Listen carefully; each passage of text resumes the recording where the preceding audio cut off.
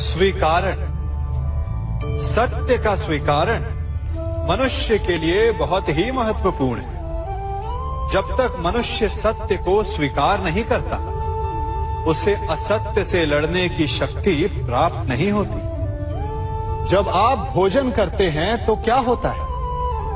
आपका पेट स्वीकारता है कि वो भर चुका है और आप भोजन करना बंद कर देते हैं। जब आपको निद्रा आती है तो क्या होता है? आपका मन स्वीकारता है कि आपका शरीर थक चुका है और उसे विश्राम की आवश्यकता है। उसी प्रकार जब आपको किसी व्यसन को रोकना हो तो आपको स्वीकारना पड़ता है कि बहुत हो चुका है, चाहे वो लालच हो या मदिरापान।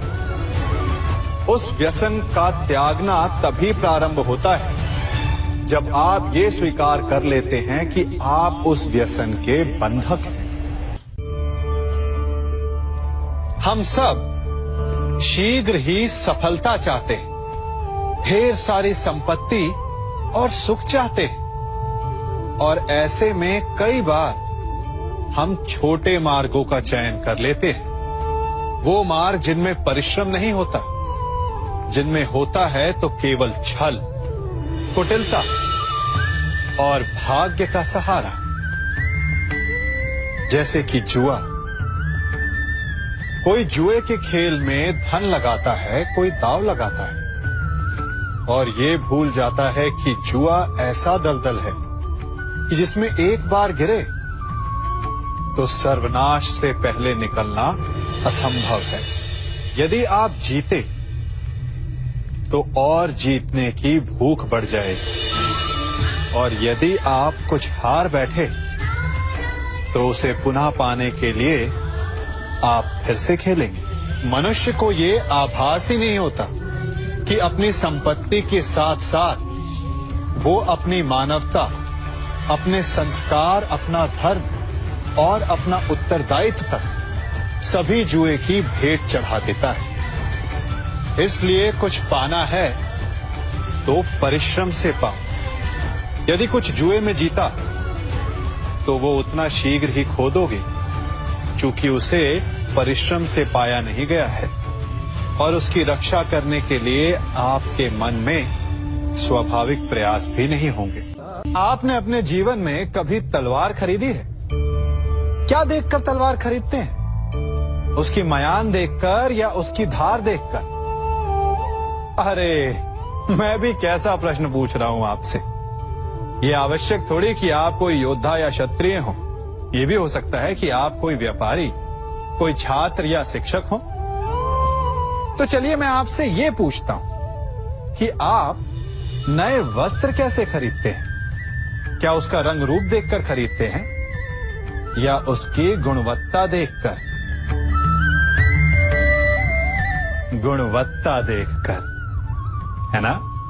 ठीक उसी प्रकार जब आप किसी मनुष्य से मिलें तो उसके रंग रूप पर मत जाइए, उसका आचरण समझने की चेष्टा कीजिए, उसकी मेधा, उसकी प्रतिभा का मूल्यांकन करने का प्रयास कीजिए। आपका जीवन बहुत ही सरल हो जाएगा।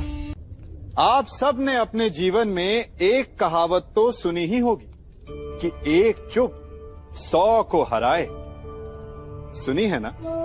और इसीलिए कई बार हम जीवन में चुप रहते हैं, मौन रह जाते हैं, चूंकि यह सत्य है कि एक मूर्ख के लिए मौन रहने से अधिक श्रेयस्कर उत्तर और कुछ भी नहीं हो सकता। परंतु क्या जीवन में सदैव मौन रहना, सदैव चुप रहना क्या उचित होता है?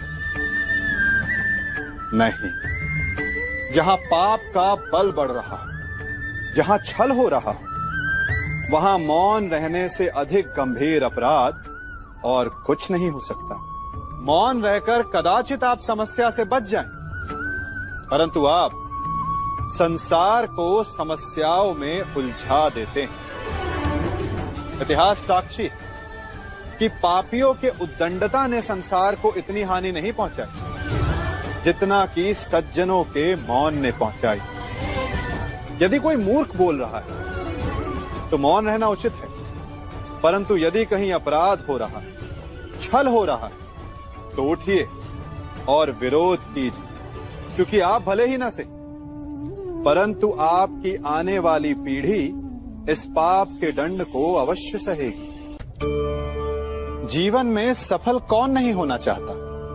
पद में, प्रतिष्ठा में आकाश जैसी ऊंचाई किसे नहीं चाहिए? स्थिरता में भूमि जैसी दृढ़ता किसे नहीं चाहिए? सभी को चाहिए। परंतु सफलता का पुष्प अपने साथ अहंकार का कांटा भी लाता है। सफलता आपको आनंद देती है, उपलब्धि आपको गर्व देती है, और फिर यही आनंद धीरे धीरे अहंकार में परिवर्तित हो जाता है, फिर अतिक्रमण में और अंततः अन्याय में। और यहीं से सफलता का नाश प्रारंभ हो जाता है।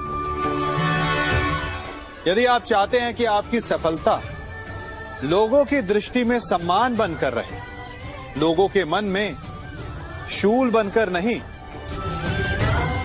तो ये आप वृक्ष से सीखिए। फलों से लदने के पश्चात वो झुक जाता है। उसी प्रकार सफलता मिलने पर विनम्रता अधिक आवश्यक है, और जीवन में अधिक सफलता पाने के लिए या पाने पर और अधिक विनम्र हो जाना चाहिए। संसार का सबसे बड़ा पाप क्या है? असत्य बोलना, हत्या कर देना, चोरी करना या किसी का अपमान करना। संसार का सबसे बड़ा पाप है किसी निर्बल को सताना, और संसार का सबसे बड़ा दंड भी उस निर्बल के मुख से निकली हाय है। आप देख रहे हैं मैं क्या कर रहा हूं? मैं लौह पिघला रहा हूं,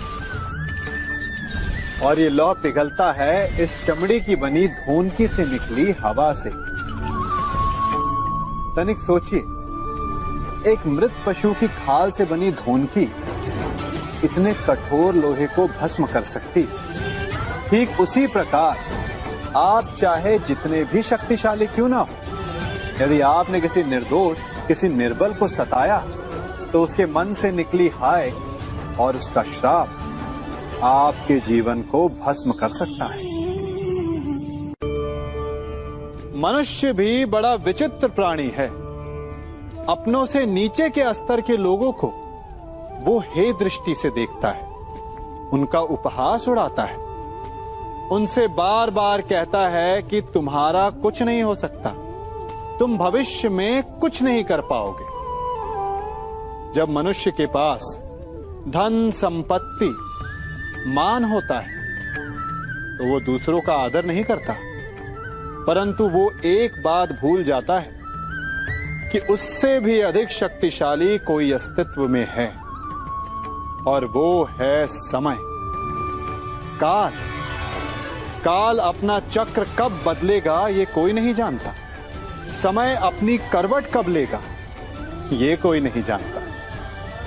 कोयला भी समय के साथ साथ हीरे में परिवर्तित हो जाता है। इसलिए जीवन में कभी भी किसी का भी उपहास नहीं उड़ाना चाहिए।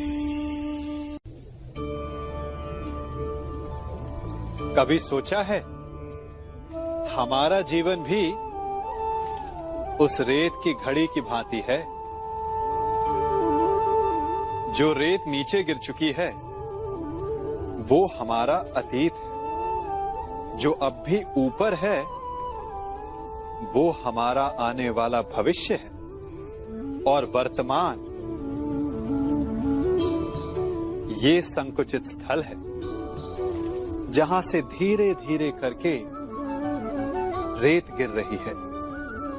अर्थात हमारे पास जीने के लिए यही एक क्षण है। उसका उपयोग कैसे करना है ये हम पर निर्भर करता है। जो बीत गया उसका दुख मनाना है, या जो भविष्य में होने वाला है उसकी प्रतीक्षा में क्रोध करना है। सब कुछ करने के लिए यही एक क्षण है। प्रसन्न रहना है तो उसके लिए भी यही एक पल है। प्रतीक्षा करते रहोगे तो ये पल भी भूतकाल में बदल जाएगा। इसलिए आनंद के लिए, परोपकार के लिए प्रतीक्षा ना कीजिए। आपके पास जो पल है उनका भरपूर सदुपयोग कीजिए, क्योंकि इस घड़ी को पलटकर आप फिर से समय अवश्य गिन सकते हैं, परंतु अपना बीता हुआ समय आप वापस नहीं लौटा पाएंगे। हम सब अपनों की, अपने मित्रों की, परायों की सहायता करते हैं, परंतु हम सब के मन में एक व्यथा रह जाती है कि वो हमारा उपकार भूल गया, कि उसने हमें सम्मान नहीं दिया, कि समय पड़ने पर उसने हमारी सहायता नहीं की। होता है ना ऐसा? अब प्रश्न ये उठता है कि क्या हमें उपकार भुला देना चाहिए या नहीं? और उत्तर भी दो हैं, हां भी और ना भी। हमें दूसरों पर किए गए उपकार को भुला देना चाहिए, परंतु यदि किसी ने हम पर उपकार किया है तो उसे नहीं भुलाना चाहिए। यदि दूसरों पर किए उपकार भुला दिए तो अपेक्षा नहीं रहेगी। अपेक्षा नहीं रहेगी तो वो टूटेगी नहीं, मन कुंठित नहीं होगा, और स्वयं पर किए गए उपकार को स्मरण रखा तो उसे चुकाने के लिए सदा तत्पर रहेंगे, उपकार करने वाले के कृतज्ञ रहेंगे, तब भी मन प्रसन्न रहेगा। और यदि हम सभी ऐसा करने लगे तो सबके मन को संतोष रहे। प्रत्येक मनुष्य सफलता पाने के लिए कार्य करता है। कुछ सफल होते हैं, कुछ नहीं होते, और जो सफल नहीं होते वो सदा अपनी असफलता का कारण या तो अपनी परिस्थितियों को बताते हैं या अपने सहयोगियों को दोषी ठहराते हैं। परंतु क्या वास्तविकता में ऐसा ही होता है? क्या कोई परिस्थिति या कोई व्यक्ति किसी की असफलता का कारण बन सकते हैं? उत्तर हां भी है और ना भी। कैसे?